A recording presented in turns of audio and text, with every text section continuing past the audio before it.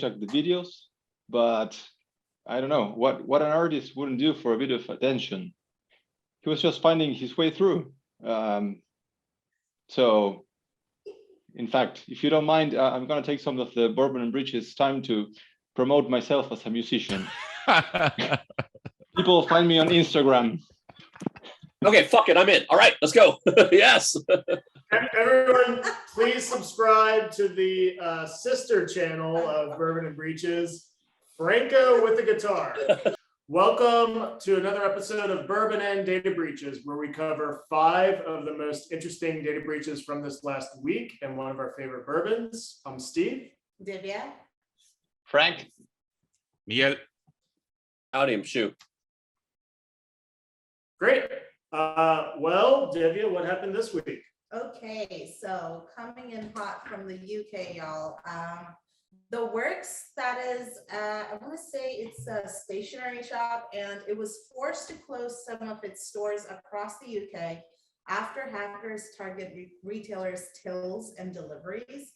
5 of its 526 shops were closed after the cyber attack, and they were assuring people that don't worry, you know, like none of your information or payment systems were affected. So what do you guys have to say about this?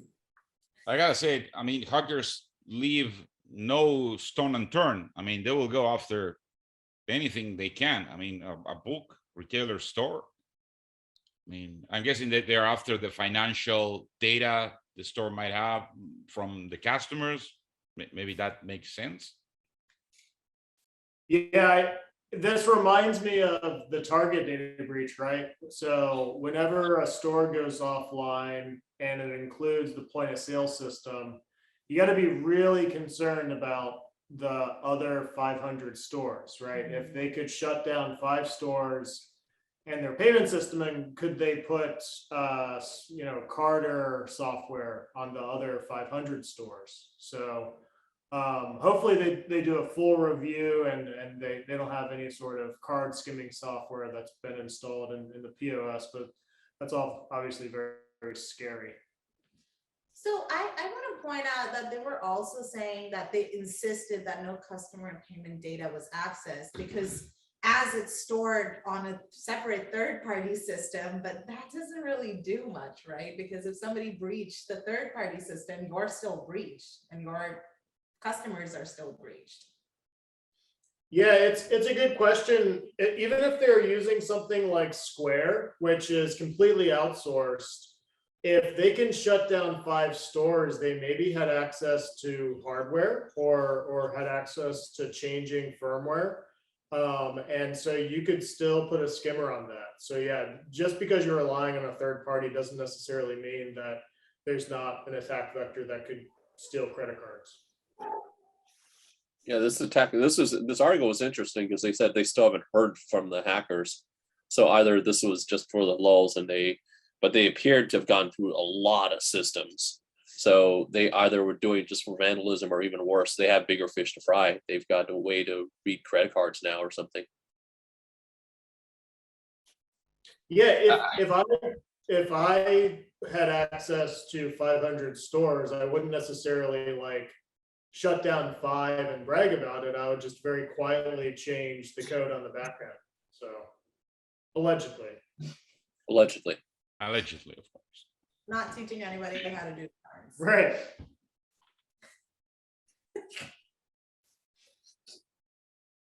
Okay, any other comments on this story? It's kind of... Yeah, I would have asked the same. The assured payment data was not compromised because it's managed by third parties. So can you really tell the extent of the breach like that? Don't they always say that? They always do. Like no customer's information has been compromised. Yeah. Look, there's That's what I tell my wife. I was like, oh, no, that was managed by a third party. It's not my fault. Don't worry, nothing to worry about. Yeah, it's a third party. A third party left the dishes in the sink. It wasn't me. The question is, does it work? No. Did it work here? I don't think so. Look, there's several principles in securing data. Securing data, one of them is securing data at rest, and one of them is securing data in transit. If you're at a store, you're at the work store. Even if you're going to third party, it's going from the store to a third party. And if they had this extensive infiltration into the system, it's very easy to intercept things in transit. And like, that's kind of what happened with the Okta thing too, isn't it? Like, not in the sense of like payment information, but they get breached, and then like a bunch of people who were relying on Okta got breached. So like, Yep. Well, that's almost, yeah, that's almost the reverse case is if you're relying on a third party and then you get breached, you're like, it's okay because you're safe because we're using a third party. But then when that third party gets breached, then everyone's unsafe. And so, yeah, it's the whole, like, just because it's managed by a third party doesn't reduce your risk. Story number 2, this is from Mailchimp, and this is very, very interesting because Mailchimp says that an internal tool was used to breach hundreds of accounts. And this comes right after the HubSpot breach. And it's somewhere on the lines of like, it was like an insider threat. So now people are kind of telling companies to actually watch out for legit emails that come from a Mailchimp account, and they're going to be real, but it's still phishing. So what do you guys have to say about this?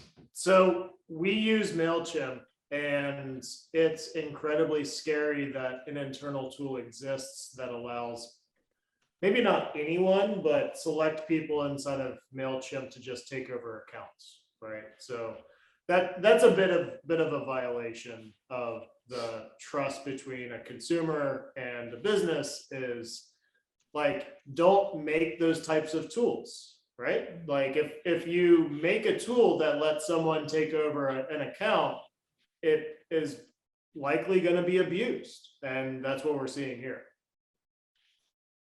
Yeah, I mean, what would you have such a tool? Well, I mean, I guess it kind of makes sense to have a tool that can actually help you organize or deal with the internal data. But I mean, the access to that internal tool, if it is that powerful, I'm guessing it should be quite limited. I mean, not everybody should have access to that from the inside. I mean, let alone the outside, of course. The only item I can think of is maybe it was a support tool. If someone was having trouble with their account, they're like, oh, I'll log in and take over your account and then like help you debug whatever. But that's not the only option. You can very easily support someone without actually taking over their account. You can have them get on a Zoom and like share their screen. So yeah, it's weird. It's weird that like people used to build these God level tools that would just take everything over, and they would use that for support management. But now it's much more about like, can we limit privacy and increase security? So yeah, plus all that information should be encrypted, right? Even Right. for internal developers and engineers. But I think it was basically a login spoofer, right? Like, oh, I need to help Miguel, so I'm gonna spoof Miguel's login and log in as him. And like the whole answer to this is don't do that, right? I think one of the most important parts of the story is that we are not going to, this is not the last time we're going to hear about this. Article says that they target finance and crypto customers. So Yeah, I know this. Sorry, go on, please. yeah, people might be losing their money, allegedly. Allegedly. Allegedly. I know this. This is about Trezor, who used Mailchimp as a service. Some Trezor clients were pointing out there was a phishing campaign based on Trezor being breached. And it basically consisted in sending out targeted emails asking to download some sort of patch to fix the issues, which was actually malicious software. Yeah. Yeah, Yeah. that's the old-fashioned destructive trick. Hey, look over there. They're stealing your car. While someone's Sophisticated, breaking into your house. very sophisticated trick. To your point, Franco, yeah, the best phishing campaign is when it's not actually like from a fake domain, it's from the real domain, right? Mm. So you can expect all of these emails to look like valid. And so that's why you need people, not software, to spot phishing campaigns. Because if it's coming from the right domain, it's not going to be flagged as phishing. And also they say that the hackers, like they talk about a sophisticated attack, but it says that the hackers managed to trick the employees in a social engineering attack, Mhm. where the customer support team was handed over their login credentials and then used the company's own internal tool to send the emails. And this is not even within a month's like span of like that HubSpot breach, which also targeted like crypto and financial sectors, and these guys did the same thing. And I wonder if these two are connected, but I guess we'll find out. Well, you think about how most businesses think about support, and they think of support as a cost center. And so they want to hire labor at the lowest cost and then maximize like ticket flow and like response time and all that, right? So there's really not a lot of consideration for security, but if you think of what support does, it's all about security, right? It's about getting into accounts, handling accounts, like debugging issues. And so I think that this is just a case where you had the support center that was maybe not being security aware with how they did their job. They were much more focused on like speed. And with that, obviously they had some pretty powerful tools internally that gave hackers everything they needed to be able to run these campaigns. Mhm. It's time for a bourbon break. And for today, we're going to do the Joseph Magnus, A. Magnus and Co. Joseph Magnus triple cask finished 100 proof bourbon. So it's a bit of a mouthful, but it's a very interesting bourbon. And Debbie, I'll let you tell them about it. Okay, so about this bourbon, Joseph Magnus bourbon. This says on their website, I think it's really cool looking, but it says rich deep flavors with notes of orange, citrus, dried dark fruits, and vanilla. It's 100 proof, 50% alcohol by volume. A marriage of straight bourbon whiskey aged in white oak barrels and finished in Oloroso sherry, Pedro Ximénez sherry, and cognac casks. Going to Total Wine, this kind of goes for $100. And it's a premium selection, and the notes are pretty much the same as they were in their website. They also got Best Special Barrel Finished Bourbon in 2016 in the San Fran World Spirits competition.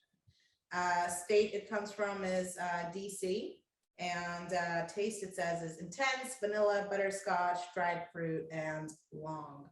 What do you have to say about this? Well, I don't know about the whole DC. This says that it was finished and bottled in Holland, Michigan. So what's interesting about this is it is, despite its very long name, a sourced bourbon, but they don't just buy product and resell it. They buy product and then finish it. So they re-age it or age it more in different barrels, and that can add a lot of flavor. That's a pretty popular thing to do these days, is to just take bourbon and age it in additional barrels or with wood slats or whatever. So it's distilled in Indiana and Kentucky. We've expressed our feelings about sourced bourbon. Often if you're not distilling it yourself, you may skimp on quality and go more for marketing, but that's not the case for this one. So this is a very good flavorful bourbon. It was a gift, so the price is pretty high. If you can get someone else to buy it for you, that's ideal.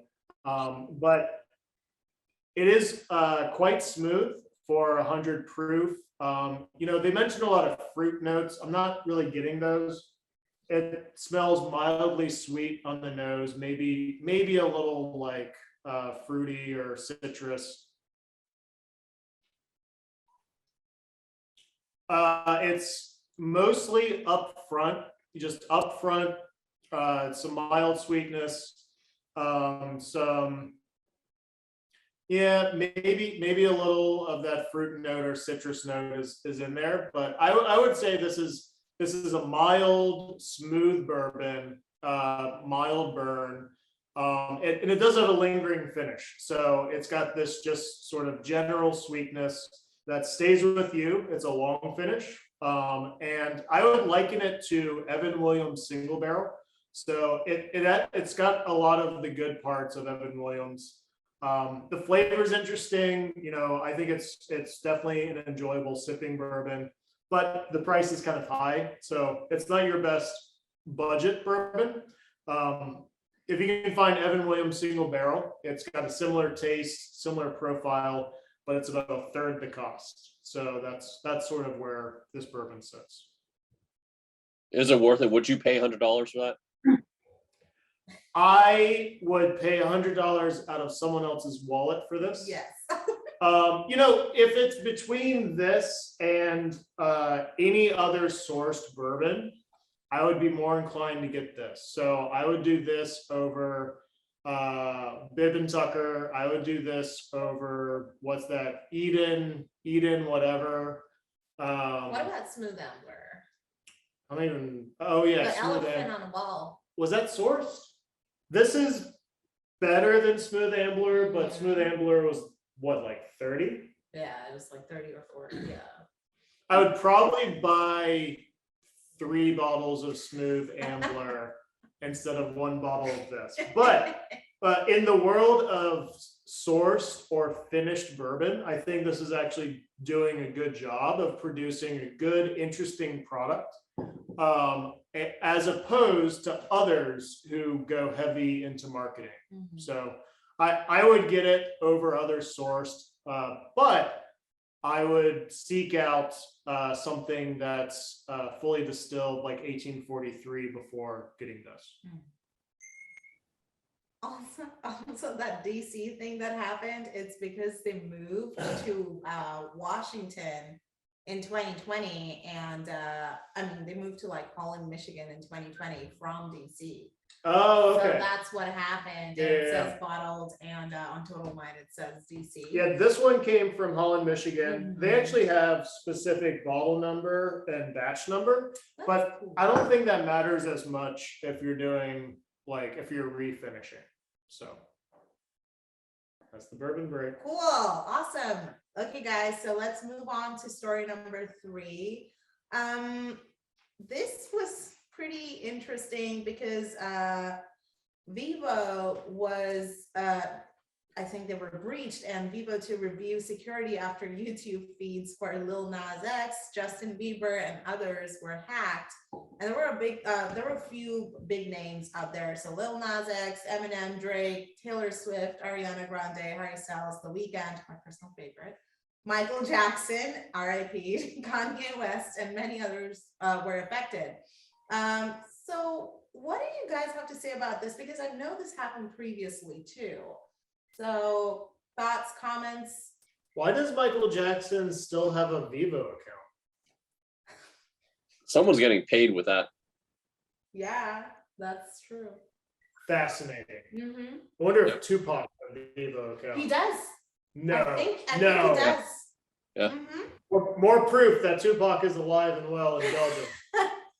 No. Yeah, I mean, obviously, this is very concerning for all those artists, and it highlights, I guess, a theme for this episode is third parties, right? Like, if you're using a third party to manage your social media, guess what? Like, not only does your account have ability to be hacked, but the third party has the ability to be hacked. So Maybe, allegedly.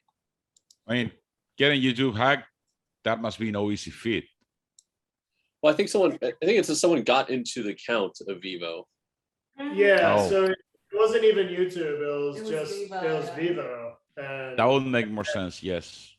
well, and this highlights why single sign-on is such a slippery slope, right? So like, if you give Vevo access to YouTube, then if they break into Vevo, they get access to YouTube. And so Google could have great security, but if you routinely are giving access to all of your accounts to other platforms, then you're just spreading your surface area where hackers could break in. And they represent a lot, like I said, a lot of artists. Now, like poor Maroon 5 is going to get their feed jacked up. Oh no! Allegedly, we don't know if Maroon 5 was in there. Oh no! In Argentina has ransomware. Do not go to that concert. Don't go to the Maroon 5 concert in Buenos Aires this weekend. I don't know who's this guy who Before this, like, you know, there was somebody uploaded some bizarre clips of like Paco Sanz, who was a Spanish conman, sentenced to 2 years in jail after being convicted for fraud on all of these guys, like YouTube Vevo channels, and then they were deleted 2 minutes later. So I don't know if this is just somebody who's like trying to seek justice for this con man, or just, it's just bizarre overall. But he's in jail. I mean, justice was served. Well, I'm gonna look up Paco Sanz on Google. Well, and Lil Tay. Don't forget Lil Tay. Yeah, and rapper Lil Tay. Today's episode of Bourbon and Breaches brought to you by rapper Lil Tay. Lil Tay, we've never heard his music, and we can't be held liable for what his music contains. Lil, never heard him play. Well, I mean, so yeah, if you take over a bunch of accounts, you're gonna get like 5 minutes of fame, Yeah. and evidently Lil Tay cashed in. Mhm. So it was probably just a fan of like Lil Tay, Yeah. and they're like, "Cool, I took over Justin Bieber's account. What am I gonna do with it? Let's post the Lil Tay, and let's, you know." Frank, let's move on to story number 4, everybody. Okay, story number 4. So this is kind of crazy because it's related to the Ukraine and Russia war. And Anonymous takes revenge on Putin's brutal Ukraine invasion by leaking personal data of 120,000 Russian soldiers. So what do you guys have to say about this story? Because I know this is extremely insane. Well, sorry, go ahead, Steve. Yeah, go ahead, Miguel. Well, for starters, I mean, it doesn't seem fair, because even if everybody agrees that Putin is doing a wrong thing, I mean, I don't think the soldiers are to blame because they are following orders. So leak their information. I mean, maybe that's the only way they have, but I would probably go target Putin himself or all his friends. I mean, those oligarch friends, allegedly. I find it interesting that Anonymous is back, evidently. Like, what is it? The early 2000s? Like hacktivism and Anonymous. That Anonymous has been gone for a decade. Like, where did they come from? Yeah. And now they're suddenly back. So, you know, one is, that's a surprise, right? Like, we've sort of moved on from hacktivism. And two is, you know, it's never great to dox someone, but then again, doxing and invading armies, soldiers, like, if there's ever an appropriate time to do it, that might be it. So I don't think anyone's terribly upset about this. Yeah, shit happens. I'm sure all Like- they wanted is promote themselves as an artist. That's the Go to the theme. Instagram channel and watch them play guitar. I'm just like, with this story, I'm just more fascinated by Anonymous still existing, right? Like, wasn't Anonymous really big during like the Wall Street protests? Like, what was Occupy Wall Street? That's right. Because like they're like, oh, we're gonna hack Wall Street, and then like they arrested like some Twitter dudes or like guys that were like Twitter admins or something, or mods. I don't even know. Like Anonymous existed, then they arrested some guys out in like Brooklyn, and then they stopped existing, and then like cybercrime grew up, and now they're back. So I have a whole thing about Anonymous. It's like, it's the media portrayal of Anonymous. It's just basically like, it's not one organization. It's a bunch of people that like are conveniently under one banner for one attack and then they go away. So it's not like Anonymous are a bunch of baddies. We've seen some real attackers against the West, especially based in Ukraine, that have talked shit about Anonymous. So I think it's just a convenient media label for some hacktivists. okay, so you don't even think this is Anonymous. You think this is like something It may be someone that said, fuck it, just to make it easy, I'm going to say that I'm part of Anonymous. But really Anonymous, like whoever the hell owns this Twitter account, they build themselves as like this big mega organization. When congrats, the guy like registered Twitter account. Well, I think it would be fair to assume that I think it would be fair to assume that probably all of the original Anonymous members nowadays are not really doing any hacktivism, since by the time they left their parents' house basement, I mean, they lost their connectivity to internet. So I'm pretty sure that they are not doing any hacktivism. I think that actually makes a lot of sense. It makes more sense that like someone did this hack and then they were just like, I'm gonna say it's anonymous just to throw everyone off, rather than like a 14-year-old hacktivist group suddenly coming back to life for this one attack. Right. Yes. Yes. It is incredibly decentralized. Yeah, That makes sense. like the whole like Guy Fawkes mask, like that was popular in the aughts, right? Like this isn't, we're not there anymore. Yeah. A simpler time. Yeah, now we've moved on to like Mr. Robot masks, so we're progressing. Last story of the evening, everyone. So this was actually by Block, and I want to say Block is like Square. So Square became Block, and then now Block confirms Cash App breach after former employee accessed US customer data. I want to talk about that. This is probably the third story within this month. And like in last episode, that this is something related to like an employee access, which has breached the whole company. So what do you guys have to say about this one? I'm just annoyed that Square changed their name to Block. Well, Me too. They get sued for it too. Like that's a dumb name. Yeah. Allegedly. Like allegedly they had a good brand and like Square, okay, I get it. And then they're like Block. It was like, that's not any different. And it's a They went 3D. Yeah. right. I know. They went 3D. They added a dimension. And like, so when I mentioned Square earlier, I guess I was talking about Block, like, because whatever. Yeah. Ugh.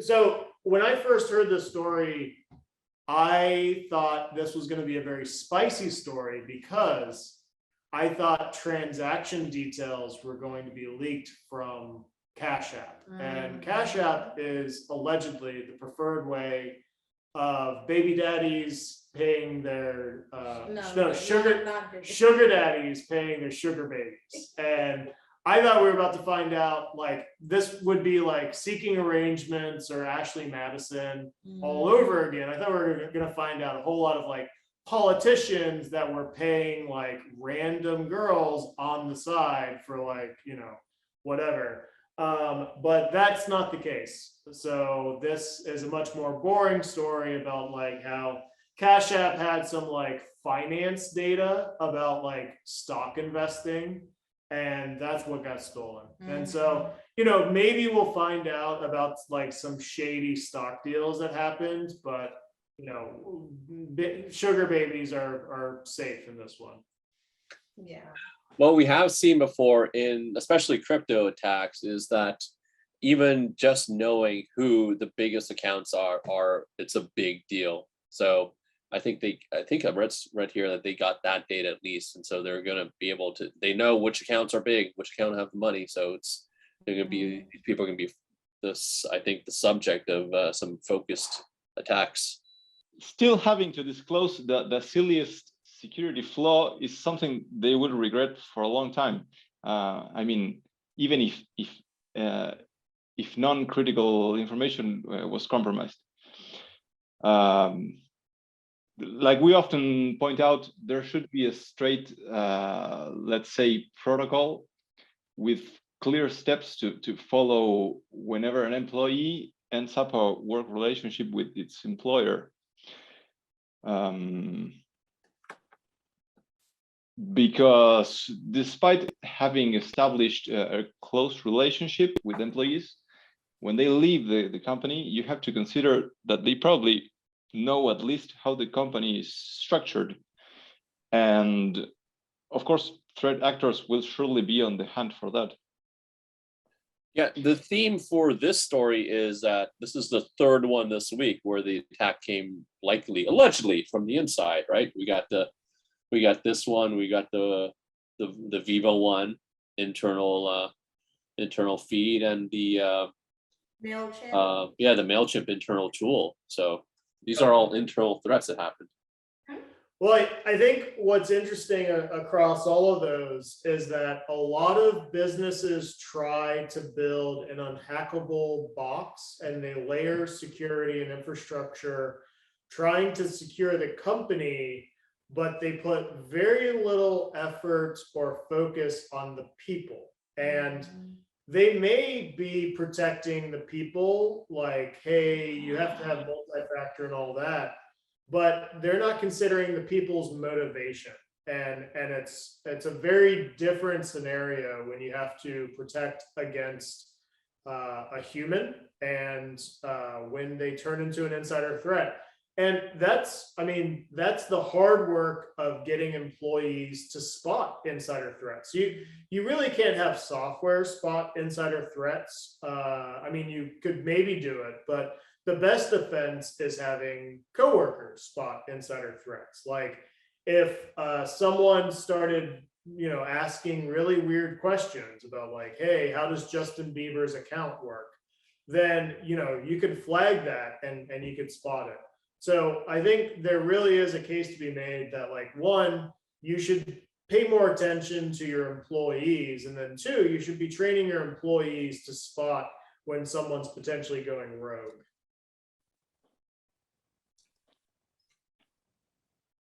Agree. This has been an episode of Bourbon and Data Breaches. If you liked everything you saw today, please like, comment, and subscribe. And if you hated everything you saw today, it's not our fault. And I blame it on insider threats. Until next time. Bye.